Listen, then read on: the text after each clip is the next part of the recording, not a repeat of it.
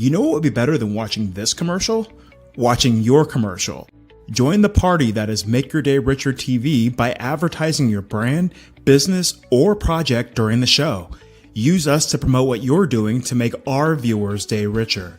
Scan the QR code or visit makeyourdayricher.com/advertising to start promoting today.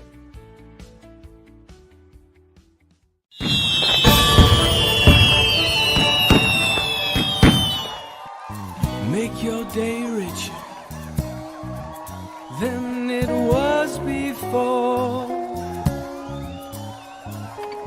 Got some good times knocking upon your front door.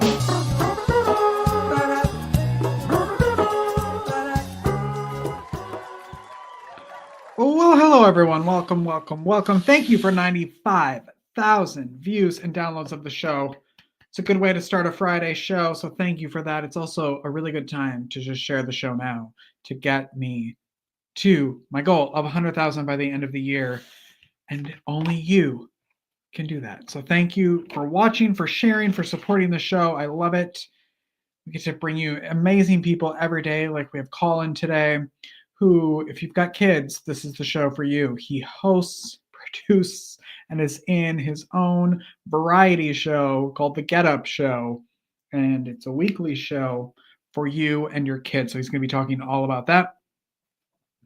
And if you, Christmas is next week. Insanity. I'm also crooked in here because my dog is right here and she's not really interested in moving. So I'm a little off kilter. Let me lean this way and see if that helps. I'm not sure what's going on. But anyway, if you need last minute gifts, and I'm not sure Amazon can deliver this quickly, but go to our gift guide at makeyourdayricher.com/shop to find the perfect gift for the person you love, for yourself, or for the person that you just need to get something for that maybe you don't really know anything about them, because everybody loves a good work Christmas gift. And I hope you have lots of time off, and I hope you get to spend it with family or the people you love. Okay. Also, big news. So the next 2 weeks, it's like Santa threw up in the studio for the next 2 weeks, which is going to be really fun. We've got all new shows. And Christmas, we have a rerun with Deborah Cohen because I screwed up her interview anyway. So we're going to rerun that one for you because it's really good. But starting January 6th, we've got the show's getting bigger, 2 guests per show, which is very exciting. Our partnership with Podmatch has been very overwhelming in the best possible way. And so we are just expanding the show to bring you 2 guests every day starting January 6th. So really looking forward to that and introducing you to more people next year. All right, let's get to, because why not? It's Friday. We've got things to do. So let's get to our interview. Let's bring Colin out here, shall we? Like I said, he is the host, producer of the podcast, The Get Up Show, which is so family friendly. And he's been in the entertainment business forever. So I'm really excited to introduce you to Colin. Colin, thanks for being here. Hey, thank you very much for having me. How's your day going so far? I know it's early, but how's your day going? Oh, so far so good. Absolutely. I'm doing I'm working on our show, the Get Up Show, a little bit. So we're going to jump ahead a little bit, but how far in advance do you usually record your podcast? Seconds. Second. Recording is usually we try to be a little bit better about recording on, a little bit early. We try to write it early, but the editing process takes us right up to the wire sometimes. Yeah. It's a beefy, complex show. It's a show. It's a kids show. It's called the Get Up Show. It's a show for kids, morning time, variety style program for kids, and we hopefully have a lot of production value behind it. You've been acting since you were 8. Yes. Did you come from a artistic family, or was it just you Artistic? that was out there? Well, I was definitely to my own drum, but no, my family. I would say my family's fairly artistic. My mother was an elementary school teacher and then principal, so she was always very much into like crafts and stuff like that on the weekends and getting us involved in things. My father is an architectural lighting designer. I don't know if you've heard of the Empire State Building, but he Let me lit that Google. bad boy. Oh. And so they were, and he worked in the theater himself for a while, but nobody ever had like an acting bone. That was just kind of my own weird little thing. My friend was going out for an audition, and I followed him along, and I was like, "Oh, this is really fun. All these people are cool." Where did you grow up? Just outside Philadelphia, in a town called Okay. Springfield. Okay. So kind of easy access to the city to go do stuff. Yes, yeah, yeah, which was Yeah. great. And then when I went to downtown for high school to performing arts school, and there I worked at a couple professional theaters down there downtown. So it was, yeah, it's great. What did you love about it, like growing up in such a creative environment? Um, just well, the expression certainly that you get to create things, um, and the community that is built with especially with like a small local community theater. All those people are a trip. They all want to be there, right? They are giving up other activities that they could possibly doing. They're like saying goodnight to their kids and rushing off to the theater. They're not calling out of work sometimes and things like that. This is their choice to be here. So that I think fosters kind of fun attitude. There's not really a lot of actual egos in the community theater world. Um, and it's just, yeah, it just makes it fun. It's a fun way to spend your time. And acting alone is a great job, but at that level, it's just silly. Do you still get to like go to community shows and go to community theater and support them? Yeah, absolutely. I mean, Yeah. here in Los Angeles, uh, the theater is probably a little more elevated beyond Uh-huh. community. Um, like I don't think I've seen like a proper community show for a little while, but yeah, there's still plenty of low budget, actors not getting paid theater here Uh-huh. that I see plenty of. Yeah, yeah. When did you move to LA? Wow, 2007. So I'm, close to 20 years here. This is definitely home. Yeah. What do you love about it? There's a lot of people say that Los Angeles is very vapid or hard to kind of get into, but it is an enormous city. It's the second largest city in the country.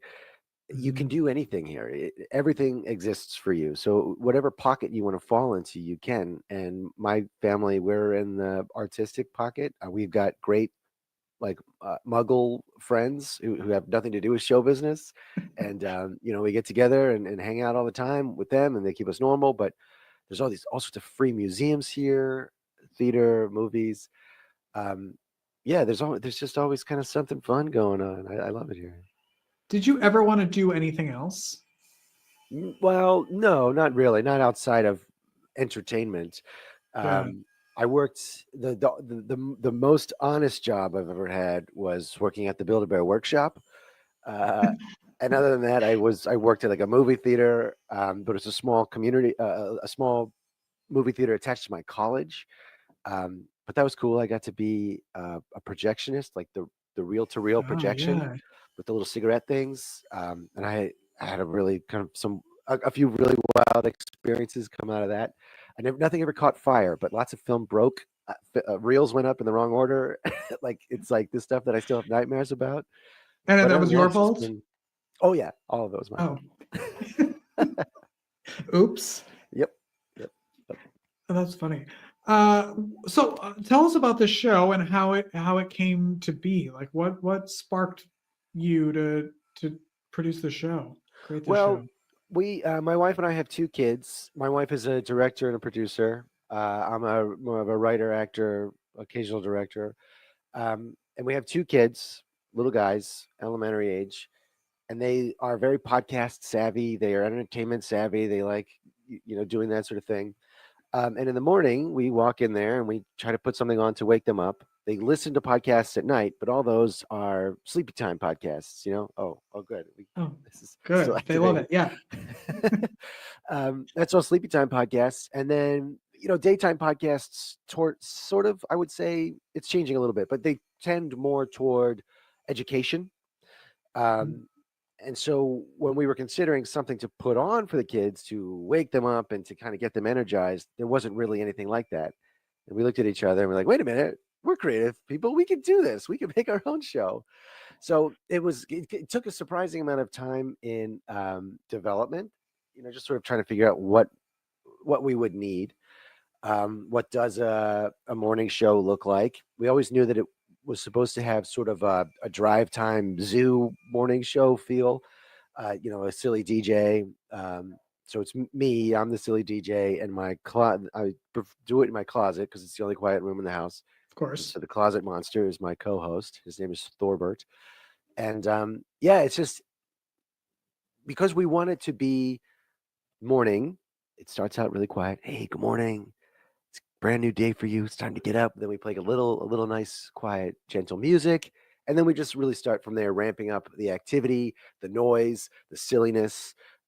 We have every time we have a stretch routine with a real live local yogi here in Los Angeles. Her name's Mac. Oh, And she does like a 4-minute stretch routine every morning. And then yeah, it's 90s cartoons, The Muppet Show, Conan O'Brien, like all these kind of influences of silly but smart have just been funneling into this show. that's so fun. Do you get a final approval from your kids before it goes out? Or are they the We final? there were a few times, yeah, we've definitely, but we it's so much a family affair. They are on the show. The kids are on the show. My wife is on the show.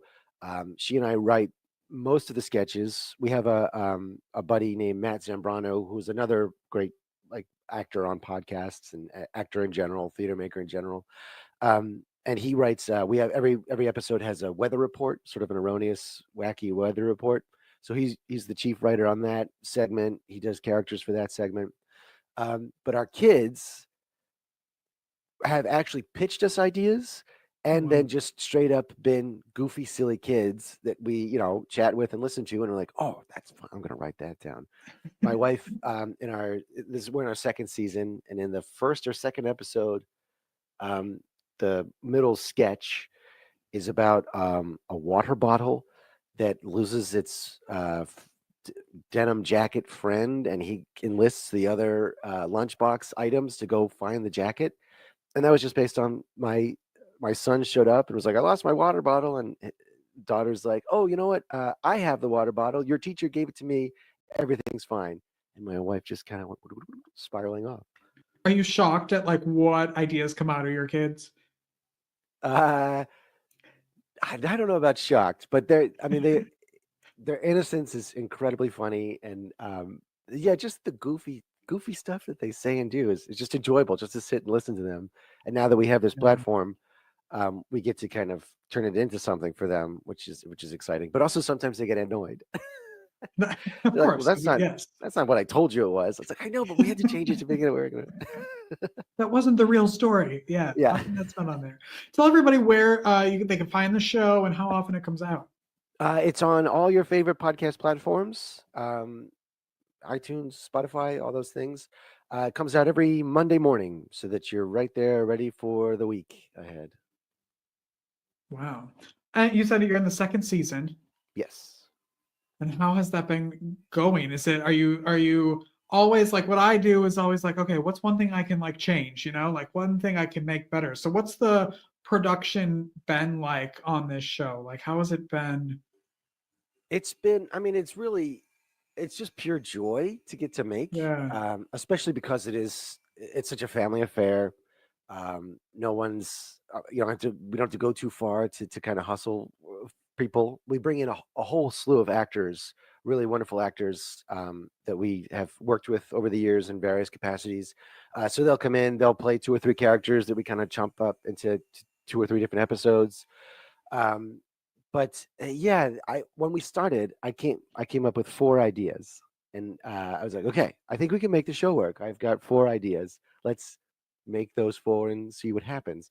And now we're 27 in, and the train just left the station a long time ago.